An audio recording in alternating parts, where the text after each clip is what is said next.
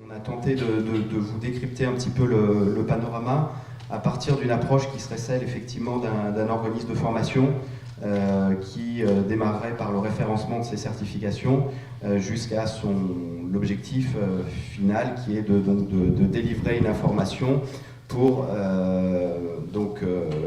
être lisible auprès des bénéficiaires et donc recruter des stagiaires. On a donc cinq grandes étapes qu'on va suivre. On essaiera quand même de vous indiquer un petit peu, on va dire, les interactions au niveau système d'info entre les différentes étapes. Donc on va démarrer en toute logique par l'étape numéro 1, le référencement des certifications professionnelles. Alors aujourd'hui, nous avons donc 2 systèmes d'information nationaux au périmètre complémentaire. Donc le RNCP, déjà, donc le répertoire national des certifications professionnelles, qui est donc porté par la Commission nationale de la certification professionnelle, la CNCP. Alors il s'agit donc d'un système d'information dans lequel en fait on dépose des dossiers pour faire finalement reconnaître une certification à un certain niveau d'homologation, enfin, en dehors des CQP, et pour une durée précise variant de 1 à 5 ans. Voilà, donc avec différentes conditions, je ne vais pas toutes vous détailler ici en tant qu'organisme de formation, soit vous le savez déjà, soit si vous ne le savez pas, de toute façon, je vous conseille plus que fortement d'aller faire un tour sur le site de la CNCP pour vous renseigner sur ces éléments. Et depuis l'année dernière, en parallèle finalement du lancement du compte personnel de formation, on a vu également apparaître l'inventaire de la CNCP qui a pour objectif de recenser, lui, les habilitations professionnelles, donc, qui sont découpées en 3 grandes catégories, A, B et C. La catégorie A étant sans doute la plus, alors pas la plus importante, mais en tout cas, on va dire la plus suivie, puisque ce sont donc les habilitations qui ont une portée réglementaire et qui doivent être obtenues dans le cadre de l'exercice de professions réglementées. Les catégories B et C sont plus larges, plus ouvertes, mais dans tous les cas, cela nécessite quand même un dépôt de dossier et cela passe par une commission d'évaluation mensuelle pour pouvoir inscrire ces certifications, donc soit au RNCP, soit à l'inventaire. Il y a quelque chose qu'il faut savoir quand même, c'est que même si le lancement de l'inventaire a été fait l'an dernier, on va dire un petit peu en parallèle de celui du compte personnel de formation, il faut savoir que se faire enregistrer soit au RNCP, soit à l'inventaire, ça ne conditionne pas automatiquement une éligibilité CPF. Ça, j'y reviendrai quand on parlera du SI-CPF, mais c'est des échos qu'on peut avoir, nous, et il faut vraiment garder en tête que ce sont 2 démarches distinctes qui sont, là encore, complémentaires, puisque de toute façon, l'enregistrement ou au RNCP ou à l'inventaire est nécessaire pour pouvoir obtenir une éligibilité CPF. Néanmoins, il n'y a pas de lien automatique entre un enregistrement auprès de la CNCP et une éligibilité CPF. Voilà, donc une fois que vous avez fait fièrement enregistrer votre offre auprès de la CNCP, qu'elle est tout ce qu'il y a de plus homologué, aujourd'hui, dans la chaîne système d'info, il existe également un autre système d'information qui s'appelle Certif-Info, qui est un système qui est coproduit par le réseau des CARIFOREF et l'ONICEP, et qui est articulé autour de plusieurs autres systèmes d'information clés dans le paysage emploi, formation et orientation professionnelle aujourd'hui. Alors ce système d'info, il est alimenté à la fois par les textes réglementaires via une veille documentaire sur le journal officiel, mais également par les données en provenance de la CNCP et celles en provenance de la Direction générale de l'enseignement supérieur et de l'insertion professionnelle pour tout ce qui est, on va dire, tout ce qui est le LMD. Voilà, et un des objectifs de ce système, c'est quand même une consolidation des données avec un contrôle documentaire. Donc les objectifs historiques de ce système, c'est donc bien une harmonisation de la description des éléments certifiants qui sont en lien avec l'offre de formation. C'est pour ça qu'au départ, c'est un outil qui est coproduit par les CARIF et l'ONICEP pour aller s'articuler avec une offre de formation à côté. C'est un travail qui se voulait, c'est un outil qui se voulait aussi une aide pour une mutualisation du travail de veille sur le suivi de la vie des certifications et qui propose également une gestion d'historique des certifications à des niveaux multiples pour pouvoir retrouver des référentiels de certification assez anciens, notamment pour c'est notamment utilisé, on va dire, dans des applications pour la VAE. Donc un petit schéma pour illustrer un petit peu toutes les sources possibles hein, de ce système d'infos. Donc il faut garder en tête que les sources sont avant tout réglementaires et donc, je dirais, tributaires de la chronologie de publication des informations réglementaires, que ce soit la publication des fichiers RNCP sur la CNCP, la publication de certains arrêtés dans le journal officiel. Je pense par exemple à l'arrêté qui liste les spécialités des titres d'ingénieur diplômé, qui finalement paraît assez tardivement par rapport au début des cours. Néanmoins, c'est l'arrêté qui fait foi réglementairement et on est obligé de traiter ça avec les textes, même si les textes paraissent parfois plusieurs mois après le début des formations en cours. Nous passons à la deuxième étape, qui est donc référencer, qualifier et consolider son offre de formation. Et là-dessus, c'est avant tout le rôle des CARIF, hein, qui donc, sont là pour référencer l'offre de formation professionnelle continue à une échelle régionale, qu'elle soit certifiante ou non. Et depuis quelques années, on a ce qu'on appelle Offre Info, qui est en fait un système d'information mutualisé, qui est en fait l'agglomération des différentes bases régionales de tous les CARIF, afin de pouvoir proposer l'offre de formation continue à l'échelle nationale sur un portail, le portail de l'Intercarif OREF. Et c'est un outil qui, au départ, se veut une mutualisation pour la diffusion, mais qui est en train d'évoluer également pour mutualiser la collecte d'informations sur l'offre de formation.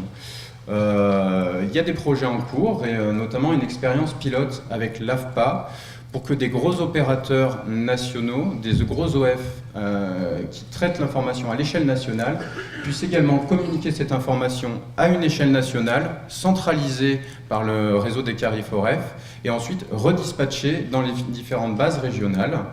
Donc c'est quelque chose qui devrait, une expérience qui devrait se poursuivre et, si elle est concluante, s'étendre avec d'autres opérateurs dans les mois et années à venir.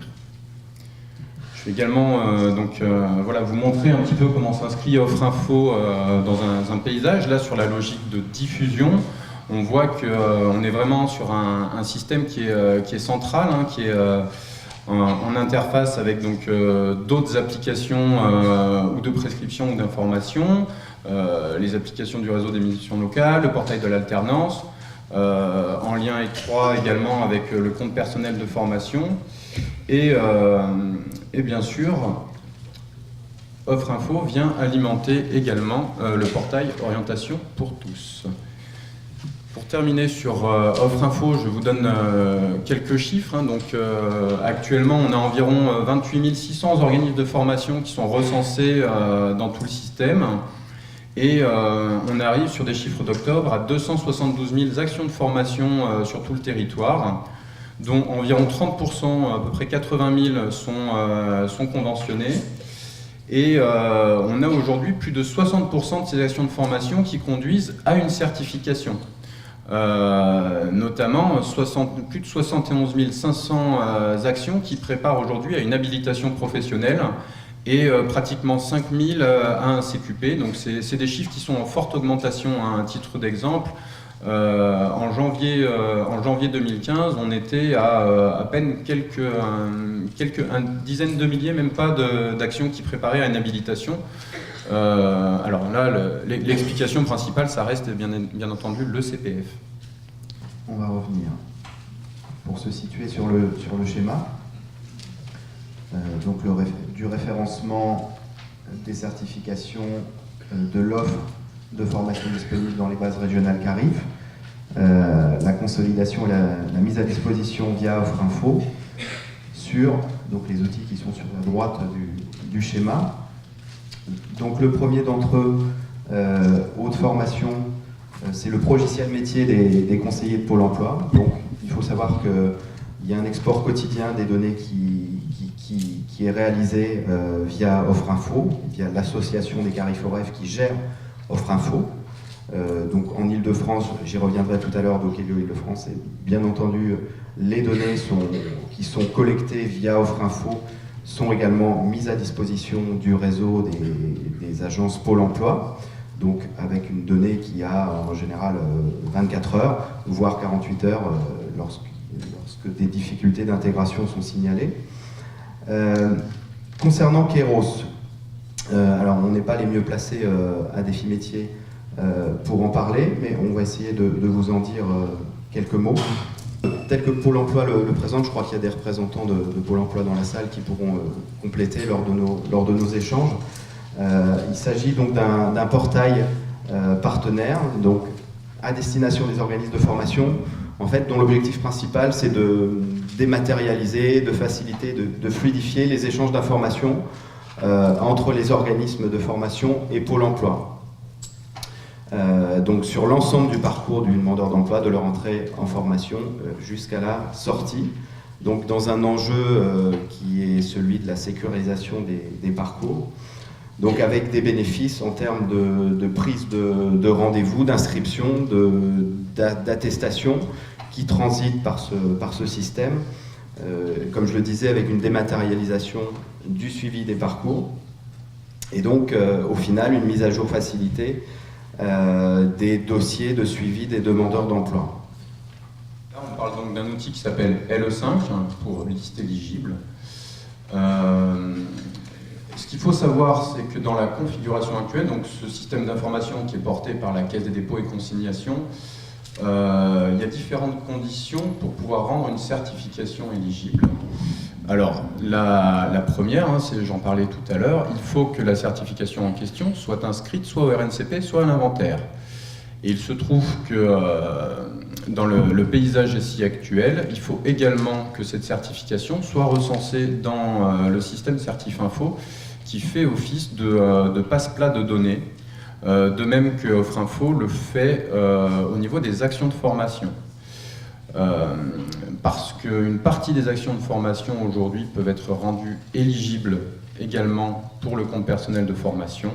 Simplement, il faut que ce soit des actions qui ne conduisent pas à une certification, puisque l'idée au niveau des partenaires sociaux, c'est bien de privilégier d'abord de rendre éligibles les certifications et non pas des actions ciblées qui conduiraient à une certification qui peut être passée dans d'autres OF par ailleurs. Mais l'autre critère pour rendre éligible une action de formation, c'est quand même qu'elle figure déjà dans un plan de financement ou répondre à une commande au niveau régional. Alors c'est bien, mon écran vient de s'éteindre. Donc, à partir du moment où vous avez déjà rempli, on va dire, ces conditions, il faut savoir que rendre éligible une certification au compte personnel de formation, ça reste une démarche d'une commission paritaire, que ce soit au sein des branches professionnelles à travers les CPNE, que ce soit à l'échelle régionale au niveau des COPAREF ou à l'échelle nationale au niveau du COPANEF. Et alors là, les procédures sont variables et complexes et on vous recommande fortement de vous rapprocher de ces diverses institutions qui devraient dans les mois à venir de toute façon elles-mêmes mieux communiquer, donc à la fois sur leurs critères d'éligibilité, mais également publier elles-mêmes chacune à son niveau ces listes, et pas seulement à travers le site national du compte personnel de formation. Et les COPAREF et CPNE vont être amenés donc, dans les prochains temps à être plus visibles et donc de fait peut-être plus facile à contacter pour des organismes de formation. Afin voilà, de pouvoir continuer la démarche qui était entreprise dans le compte personnel de formation et que les OF puissent aussi voir plus clairement à quel stade ils doivent s'adresser, à quel acteur pour, au final, pouvoir rendre éligible leur offre de formation. De notre point de vue, il était intéressant aujourd'hui d'ouvrir en fait la discussion sur deux nouveaux systèmes. Alors je ne sais pas si on peut dire deux nouveaux systèmes, en tout cas deux initiatives qui sont engagées à des niveaux de réalisation différents, probablement. Datadoc. Donc on a sur ce point des informations. Donc, du côté des OPCA, il y a une quinzaine d'acteurs qui sont en train de travailler, qui, à l'issue de la faisabilité, sont engagés aujourd'hui dans le développement d'une nouvelle base de données avec, d'après les éléments dont on a pu prendre connaissance, une partie déclarative à renseigner par les organismes de formation qui donc travaillent avec les OPCA et les fonds GESIF, donc conformément en fait aux éléments de critérisation qui ont été posés via le décret qualité. Alors Agora, là on est au cœur en fait de la loi. Il s'agira avec cette nouvelle plateforme de synchroniser l'ensemble des systèmes, et ce qui est intéressant à noter, c'est qu'il y a un objectif fort qui est posé pas de nouvelles saisies. L'ensemble des acteurs que j'évoquais tout à l'heure, les financeurs, la Caisse des dépôts, les opérateurs du CEP, pourraient puiser à partir de cette plateforme différentes données en fait, sur les entrées-sorties en formation. Par exemple, accès, tension, abandon, réussite, insertion. Voilà un petit peu les informations aujourd'hui existantes sur cette initiative. Comme vous l'avez constaté, il y a quand même pas mal de systèmes d'information pour que ça fonctionne, pour qu'on ait une interopérabilité et donc pour éviter autant que faire se peut des redondances de saisie. Il faut que ces systèmes d'information sachent se parler. Et pour ça, il existe effectivement un langage, donc le langage Léo, pour langage harmonisé d'échange sur l'offre de formation, qui est donc un standard XML, qui en fait est construit aujourd'hui en différents cercles pour en distinguer les éléments structurants. Nous avons donc dans un premier cercle, dit cercle 1, là encore on est très originaux, les éléments obligatoires pour décrire une offre de formation. Je vous en cite quelques-uns histoire d'illustrer un petit peu mon propos. Donc, au niveau de l'action de formation, on a quelques éléments clés pour lesquels on est obligé de renseigner en Léo ces éléments, comme par exemple le rythme de la formation, le public visé, le niveau d'entrée, des conditions spécifiques ou des prérequis, le lieu de formation, et j'en passe. On a également donc un deuxième cercle pour des éléments qui sont optionnels, qui servent quand même à qualifier, on va dire de manière pertinente, une offre de formation, mais pour lesquels on n'a pas jugé utile de contraindre chaque utilisateur, chaque producteur de données Léo à renseigner ces balises-là. Et enfin, il existe un troisième cercle pour les balises dites extra. Et là, c'est vraiment dans une optique de souplesse d'utilisation du langage, parce que ça permet en fait de typer entre guillemets un flux Léo spécifiquement pour des besoins entre deux systèmes d'information. Alors, j'ai un exemple assez parlant, par exemple Offre Info dont on vous parlait tout à l'heure, exporte bien sûr au format Léo en direction d'autres formations. Néanmoins, avec les dernières évolutions, on s'est aperçu que Pôle emploi avait besoin d'informations qui ne figurent pas de base dans Léo à ce jour, comme par exemple un tagage éligible CPF. Voilà, ça fait partie aujourd'hui de ce qui est véhiculé dans une balise extra. Et si je vous parle de cet exemple, c'est parce qu'au niveau des évolutions à venir, ça fait partie des éléments qu'on est en train de préparer. Donc, il y a vraiment trois grandes, quatre presque, des évolutions à venir, à la fois sur le langage en lui-même, mais également sur, on va dire, sur le positionnement du langage en tant qu'outil à destination d'un public plus large. Donc, la première étape, c'est une refonte complète du site web qui se veut plus pédagogique déjà, et surtout qui à terme proposera des fonctionnalités de collaboration pour finalement permettre différents contributeurs d'échanger et de faire évoluer ce langage.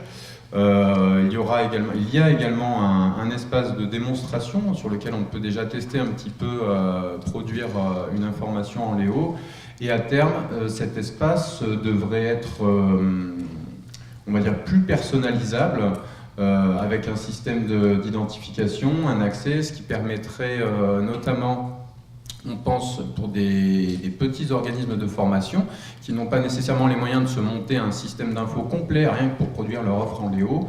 On a comme objectif de leur mettre à disposition des outils pour produire une offre de formation au format Léo, sans forcément qu'ils aient à faire des développements spécifiques de leur côté. Pourquoi? Parce qu'encore une fois, depuis le décret de l'été dernier,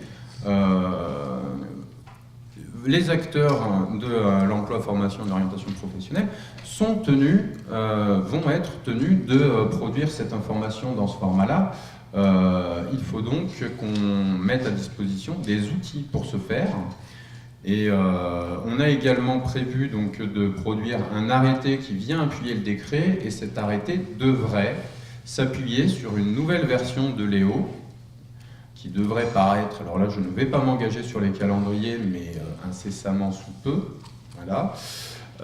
L'idée de cette nouvelle version, c'est justement de prendre en compte les dernières évolutions réglementaires, on va dire, allez, pour faire large, de ces 2-3 dernières années, avec donc en vrac tout ce qui est qualité de l'offre de formation, bloc de compétences, compte personnel de formation. Et actuellement, le travail qui est entrepris pour faire évoluer ce langage à ce niveau-là, c'est de regarder justement ce que les producteurs actuels de Léo ont rangé dans leur balise extra ces dernières années. Donc on cherche à évaluer aussi quels sont les acteurs potentiels par rapport à ce langage. Et on a comme objectif de développer à partir de ça une typologie des utilisateurs qui va nous permettre d'établir des différents niveaux de contribution au langage qui pourront ensuite s'appuyer sur le développement de l'espace collaboratif et de l'outil de production qu'on va mettre en place sur le site Léo.